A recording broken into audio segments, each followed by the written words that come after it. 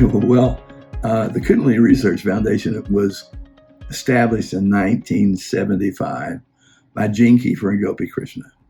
And the purpose of this is to do the research and to get it out so that other people can say, oh, this is real. This is real, and it's real because science says it's real. And that makes all the difference in the world, because the Kundalini experience is the trigger of evolution. When you have this experience, it starts rewiring your entire body, and it gets you where it wants you to be, as opposed to where you want to be.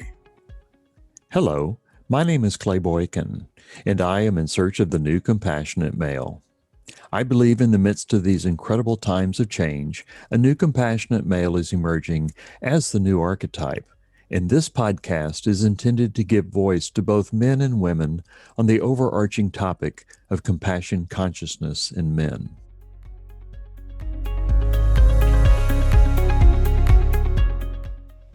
Last night I had the opportunity to visit with Chuck Robison.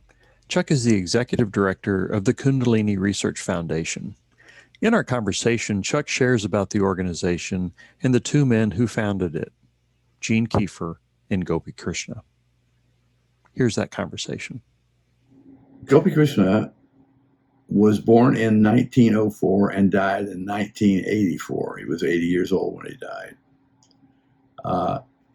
He failed to get past the entrance exams into college after his high school education in India.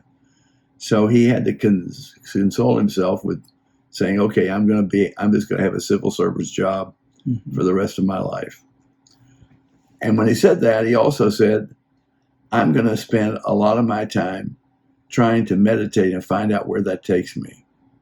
And so he started that. And not so long after that, he went through just an incredible period of physical pain, physical everything. And it went on for 17 years. And finally somebody came and told him, this is what's behind this.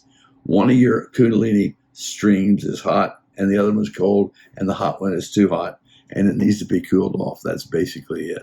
But what happened was that when Gopi Krishna got through that, he was given an amazing gift for a guy that only had a high school education.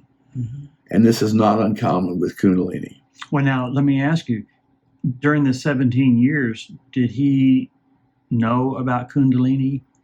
I believe he did, but he said during that time, in his autobiography, he said, listen, I went to every person I could know who was supposed to know about these things. And not one person could tell me unequivocally that I was having a Kundalini experience. Mm-hmm. And he says, from that, I gathered that maybe they didn't know as much as they thought they did, because he was the one that was having the Kundalini experience. But the gift he got from this was that almost overnight, he was able to read and write in 9 different languages. And he oversaw the publication of his books in that way.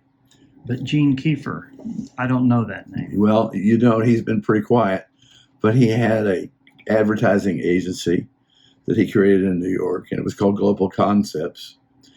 But his life after 1969, when he first met Gopi Krishna, the rest of his life was about Gopi Krishna. And he became Gopi Krishna's editor and confidant and publicist and publisher and everything else. He was Gopi Krishna's guy in the world of marketing and distribution of his books. So I was invited to this meeting at Gene Kiefer's office on Fifth Avenue. And I went not knowing who was going to be there or even why I was going to be there. But I went because it just seemed the right thing to do. I walk in the room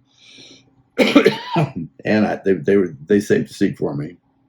So to my left was Sam Nielsen, the executive director of the International Federation of Institutes of Advanced Study in Sweden. And that was a man that was in a position to know practically everything that was going on around the world in advanced institutes of advanced study. So sitting across the table next to him was Klaus Nobel of the Nobel family. And he was with Sam Nielsen. And then the next person down was Gene Kiefer himself, who it was his office that we were in. Mm-hmm.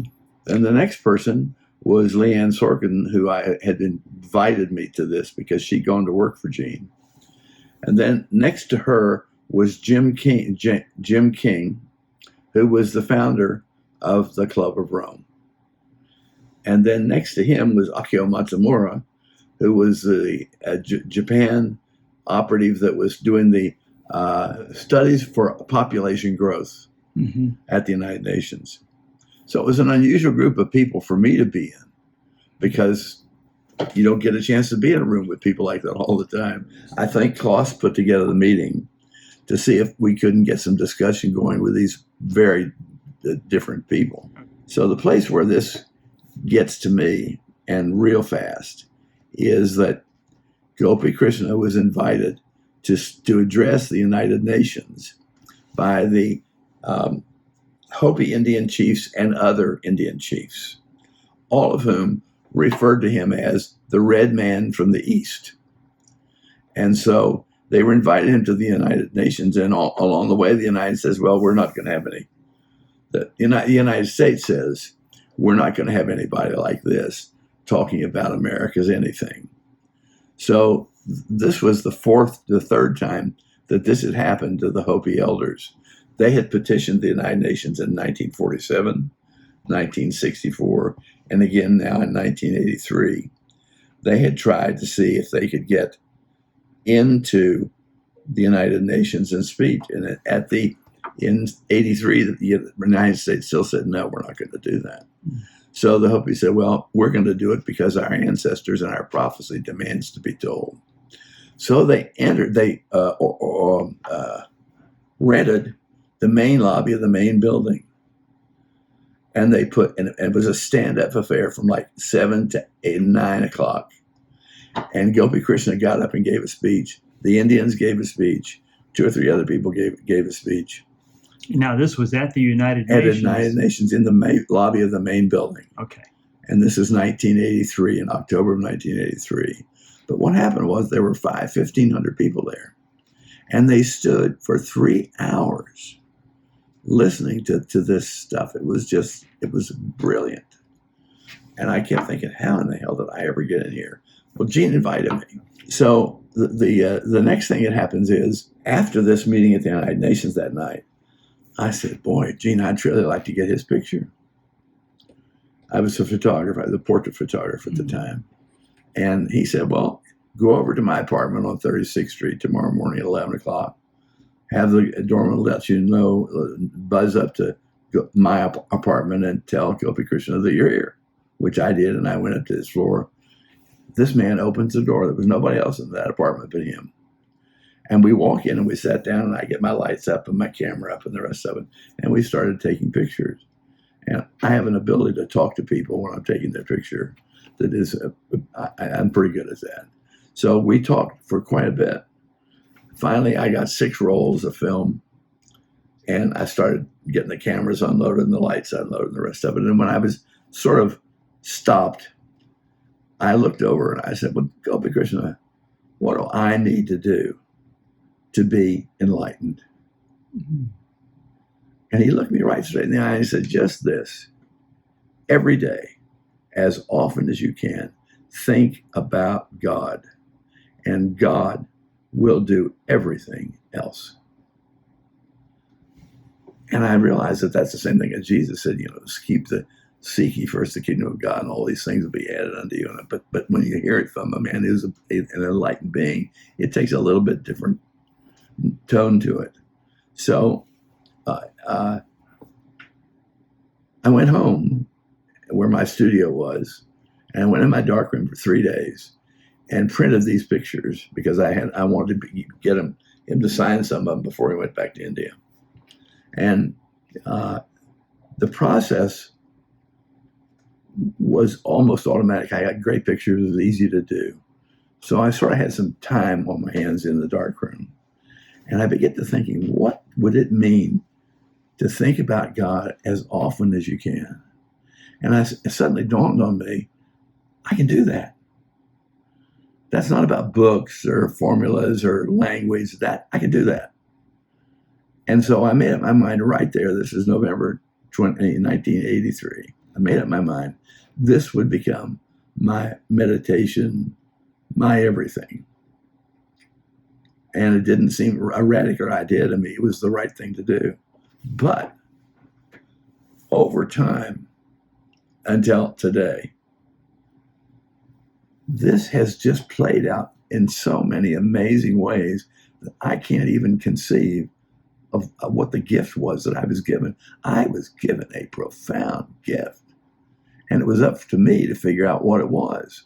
But I got there, and I can tell you without question that as a meditative practice, just thinking about God at every point you can think about him is about as powerful for me as it can get. And that's when the work with Gopi Krishna started. I didn't read him again, never saw him again. He died 8 months later at age 80. But there I was. And there he'd given that to me. And I thought, well, of course, that's what he says to everybody. And then I realized, no, that was for me. That was just for me.